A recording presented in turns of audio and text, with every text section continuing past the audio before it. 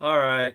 Well, I said I was going to do another live stream or anything until times later, but I wanted to go ahead and do this map study because this thing with Trump signing the veto of arming Saudi Arabia to continue the war in Yemen, I wanted to show you what's at stake here and why the president may have done that, but I also want to explain why I disagree with it. So here we have Saudi Arabia right here, okay, and there's Yemen right there. And over here we have Iran. Do you see how that's laid out there? Okay. I'm going to back up here and show you the bigger picture.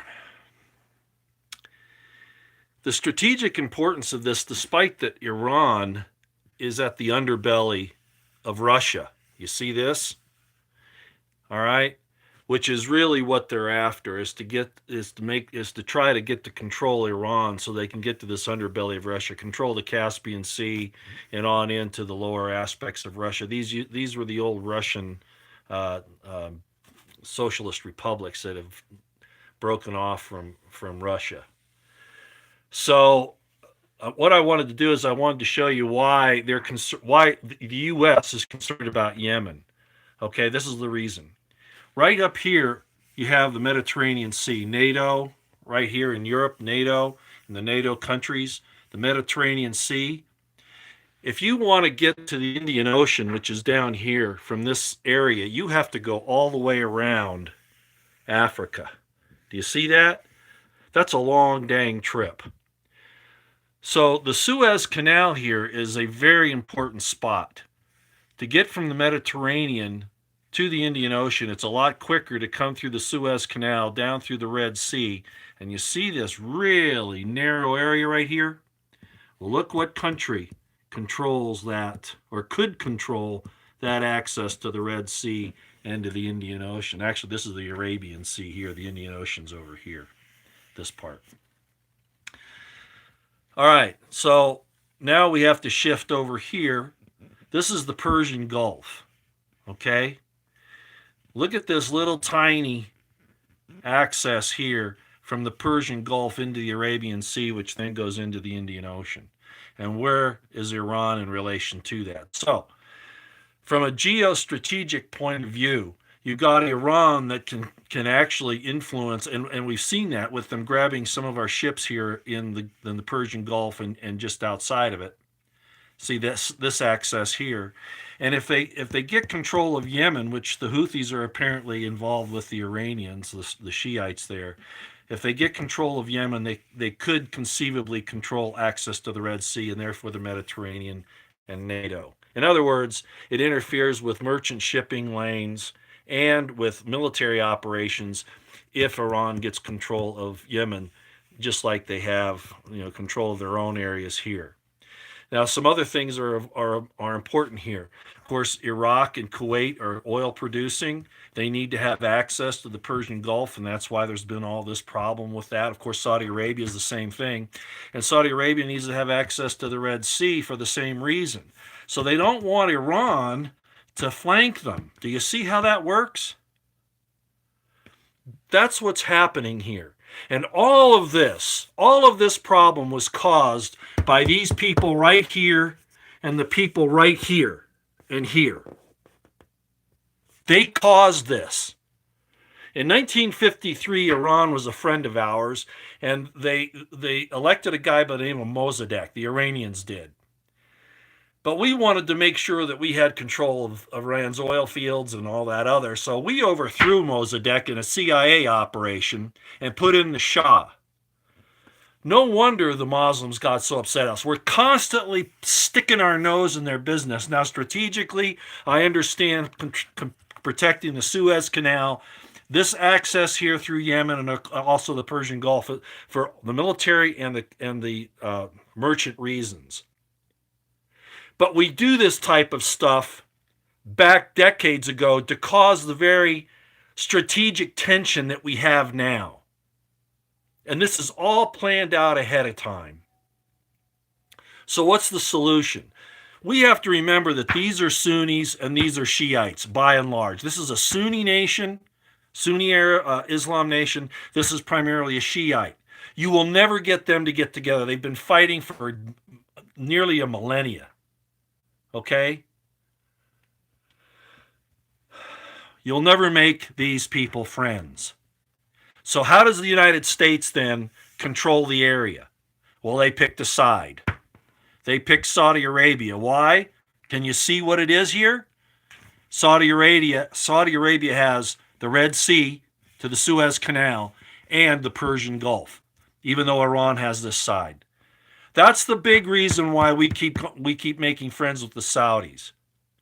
But again, I'm going to say it. We caused this problem back in 1953. And the other deal is here, of course, the underbelly of Russia, as I've been talking about. The Caspian Sea doesn't have an outlet. Okay, so that's not really a big deal, although they can do trade and things here, but there's really no outlet there. I think there is a river through here, if I recall, an inlet of some sort that they might be able to get to the Black Sea. Now, I don't know. I haven't studied it for that long a time. But you see why this area is such a problem. This is the reason why the United States is involved in Yemen. That's the whole answer right there. And again, I go back to that. We caused this whole problem when we overthrew Mossadegh in 1953. Honestly, with the Khomeinis in there, I don't see how we can fix this. We have to allow the Iranian people to make up their mind. But I just want to point out again that the United States was the one. The United States and this country right here, Britain, NATO in general, but Britain, New York, and Washington, D.C. caused this mess that we have in that area of the world today. There are diplomatic solutions, but rattling swords with Iran is not the way to do it. And making friends solely with Saudi Arabia isn't the way to do it, especially giving these guys nuclear weapons. So I just wanted to show you why map studies are important, okay? That's what's going on here.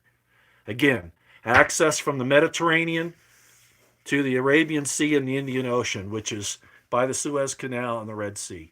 And they don't want Iran controlling this point, just like they've got access to controlling it here like they have in the past.